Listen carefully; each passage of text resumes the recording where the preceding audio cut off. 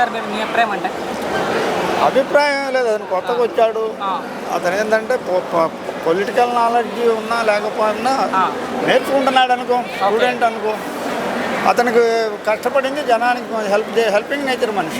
ఇప్పటికీ ఆయన చెప్పిన మాటే 5 కోట్ల రూపాయల వరకు సొంత డబ్బులు ఇచ్చాయని చెప్తున్నారు మొన్న ఆయన కష్టపడిన డబ్బులు. అవును, రైతులకు ఇచ్చాడు కదా, లక్ష ఇచ్చాడు. ఇప్పుడు కూడా ఎవరన్నా నిన్న పేపర్లో చూసా, అది అరబ్ కంట్రీస్లో ఎక్కడ ఉంటే అతను ఏర్పాట్లు చేస్తున్నాడుగా తీసుకురావడానికి ఒక లేడీని. సో ఇప్పుడు ఉప ముఖ్యమంత్రిగా ఉన్నారు ఆయన. ఉప ముఖ్యమంత్రిగా పవన్ కళ్యాణ్ గారి పనితీరు మీకు ఎలా అనిపించింది గెలిచిన తర్వాత? గెలవక ముందు అసలు ఏం చేస్తాడు? గెలక ముందు కూడా అతను చేశాడు కదా. అవును, గెలిచిన తర్వాత మనం అధికారం ఉంది కాబట్టి అప్పుడు కూడా అదే చెప్పాడుగా, అధికారం లేకపోయినా నేను వదిలిపెట్టాను, నా చేత ఏం చేస్తానే ఉన్నాను, నాకు డబ్బు ఆశ లేదు, నాకు రోజుకి 2 కోట్లు అంటే అందరూ విమర్శించారు కదా.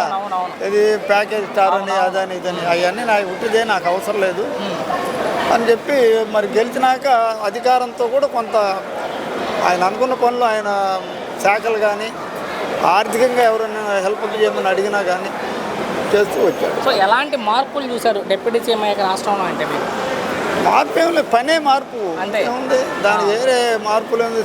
రకరకాల సినిమాలు ఎవరు వృత్తి వాళ్ళు చేస్తారు. ఇప్పుడు మీ పని నెక్స్ట్ ప్రశ్న అదే సార్, చాలా మంది కంప్లైంట్ అదే, పదవి వచ్చాక సినిమాలు చేసుకుంటూ తిరుగుతున్నారు, ప్రజలను పట్టించుకోకుండా అంటారు. అందుకు దానికి వాడు ఆన్సర్ చెప్పాడు ఒకసారి.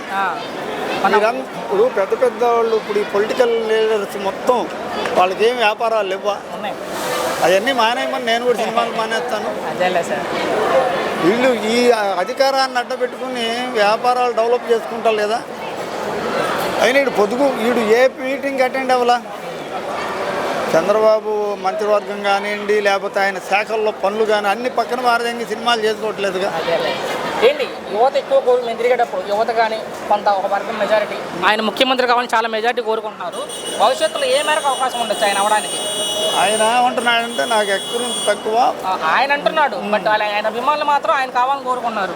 కోరుకుంటారు సహజంగా. ఇప్పుడు చూసే ఉంటారు, విజయ్ ముఖ్యమంత్రి అయ్యారు తమిళనాడులో. అవునవునవును, ఈయన కూడా స్టార్ హీరో కాబట్టి అందరూ ఎవరులే కానీ మనకు అభిమానము, ఆయన అభిమానులు కోరుకుంటున్నారంట. అభిమానం కోరుకుంటారు. మరి ఇదే అభిమానం మొదట్లో 2 సార్లు ఓడించారుగా. అవును. అయితే తర్వాత అతని వర్క్ చూసి ఇతనికి అధికారం ఇస్తే ఇంకా బాగా చేస్తారని నమ్మకం ఉంది. ఇప్పుడు కూడా మీరు అన్నట్టు ఈ వర్క్ అంతా చూసి నెక్స్ట్ సీఎం ఇతనికి అయితే ఇంకా బాగా చేస్తాడేమోనని ఊహించవచ్చుగా, యువత కోరుకోవచ్చుగా. అలా కోరుకోవచ్చు, అంతేగాని ఊరికే నేను లాటరీగా చెప్తే వర్క్ను బట్టి కదా. ఫైనల్గా పవన్ కళ్యాణ్ గారిని వ్యక్తిగతంగా తిట్టే వాళ్ళకి మీరేం చెప్తారు? వ్యక్తిగతంగా తిట్టే వాళ్ళకి ఏం చెప్తాం? వాళ్ళకి ఇంకెక్కువ ఉంటాయి వాళ్ళకి. కాకపోతే ఇతను ఎదురు అనడు. అదేలే, ఏదో ఒక్కటంటే దానికి మన అంబటి రాంబాబు తను వస్తున్నారు కానీ ఇప్పుడు అంటే ఇంక అందుట్లో ఏముంది అంటే అనలేదంటే ఇది తప్పని కూడా కాదు. కొంతమంది భరిస్తారు, కొంతమంది ఊరికే కావాలంటే రూపాయి అంటారు.